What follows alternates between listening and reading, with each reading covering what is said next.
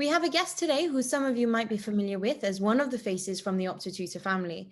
She graduated from City University and has been qualified for 38 years.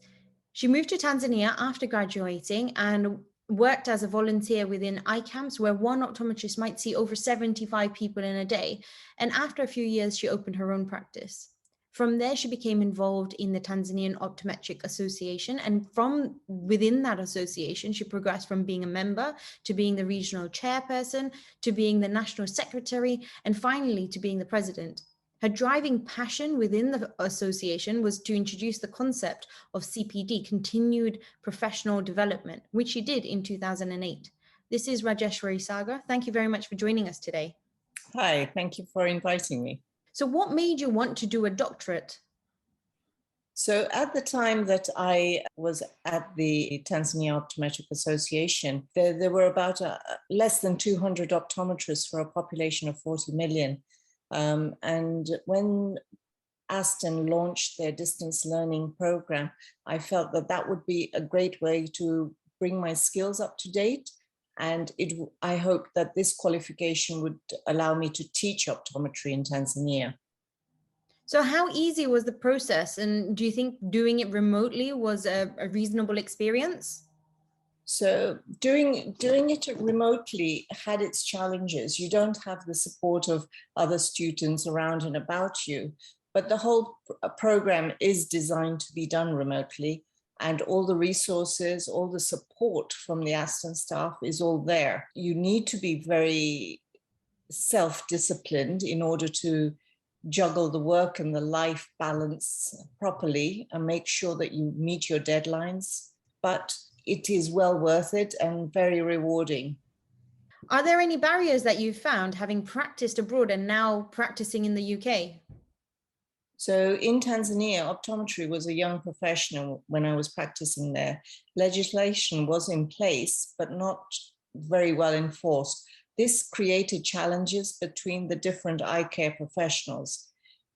Now practicing in the UK today, I find that there is a lot of support for the optometrists to progress in their careers. And as they progress, there is a much better support network between eye care professionals, from ophthalmologists to orthoptists to the primary care optometrists as well.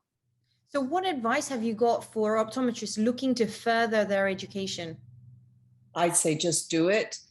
The profession is continually evolving and we have to evolve with it. And how have you found that your doctorate has supported you within your clinical practice today? It's helped me in being able to explain to patients better about conditions regarding their eyes, but also in ways of testing them, in ways of talking to them. It's allowed me to modify according to the needs of the patient. So I can modify my eye test, I can modify the way I can talk to them, I can modify the solutions I offer them. So it's trying to think more out of the box rather than just following a standard procedure. And are there any other qualifications that we as optometrists could get to better ourselves or make our patient experiences as enhanced as possible?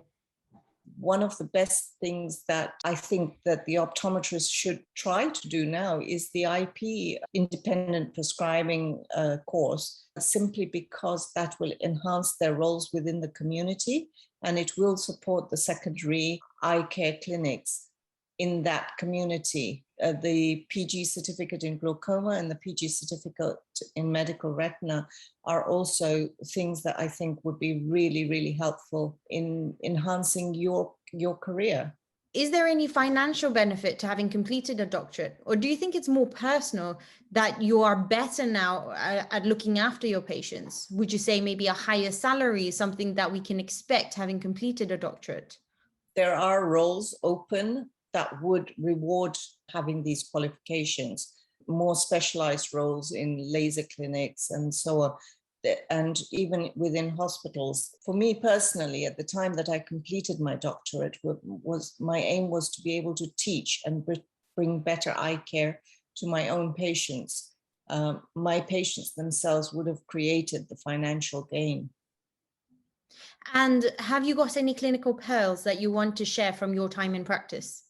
I think the most important things are that I have learned is always listen carefully to the patient, work through your eye exam logically. And if something doesn't feel right, it probably isn't. So go back and look again. Remember, the person in the chair opposite you could be you yourself. Treat them the way you would like to be treated. Thank you very much for your time today and sharing your experiences. And I hope that this discussion has helped somebody else looking to follow the same path. Thank you.